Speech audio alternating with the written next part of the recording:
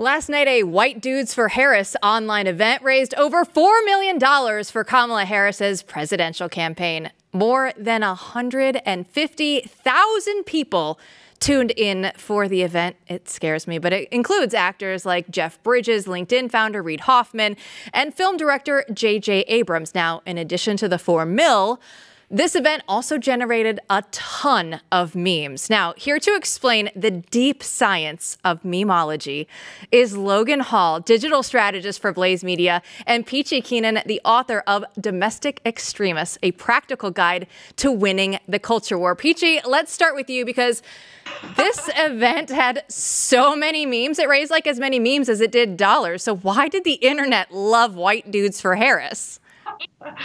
Well, I think it started from the first shot of the guy, the white dude. I think he was a dude. Honestly, I'm not sure what gender these people were. He had a ponytail.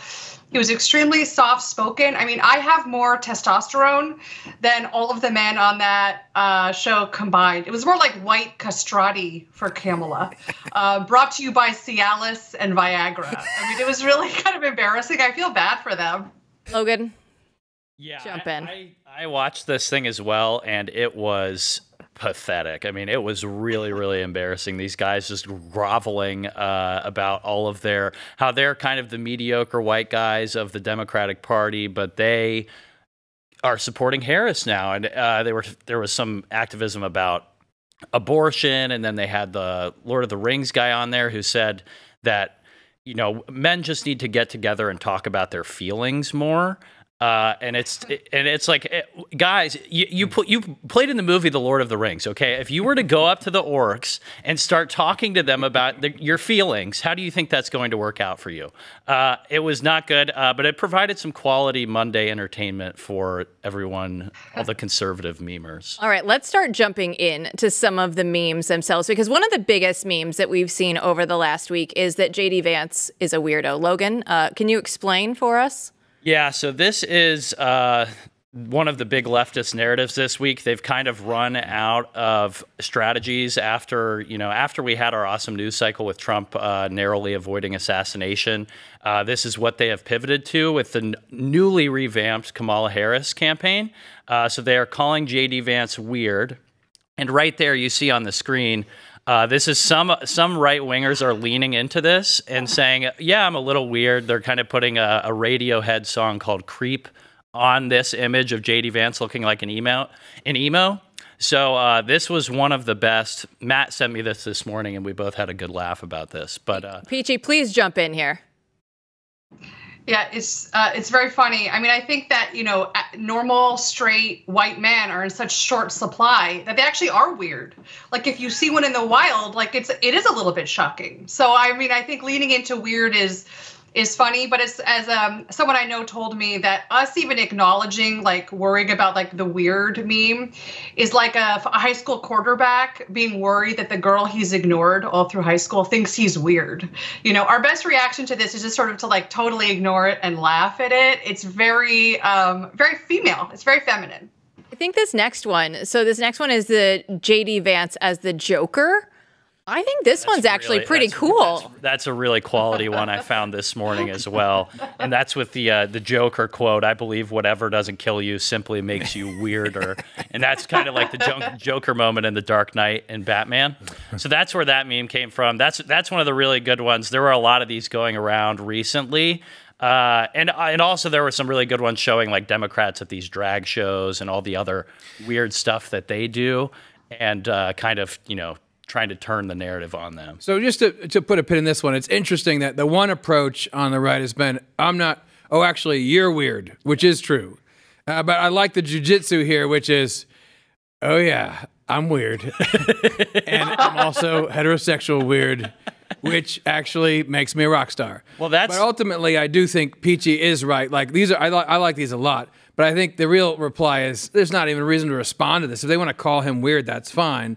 But what is weird and is interesting is this going back to the white males for Kamala, which, by the way, I'm waiting for. Of course, that means we can have a white males for Trump event soon. I'm sure no one it'll go over the exact same way, you guys. It'll be fine. Don't worry. Totally fine. Yeah, I think the one of the key points here too is that when there are two different there is a good type of weird and a bad type of weird. And when we say weird, we're talking about people who on the left who look like freaks. And when they say weird, they're talking about like normal people with regular families and jobs, and that's their idea. Yeah, to that point and to what Peachy has been saying this whole time, when libs say weird, it's a girly way of expressing generic social disapproval. When conservatives say weird, it means they sense someone might be a child molester. Peachy, do you want to touch that one first? Yeah, it's very female. You know, I was thinking watching the white dudes thing is that the only men that liberals like and approve of are guys who pee sitting down.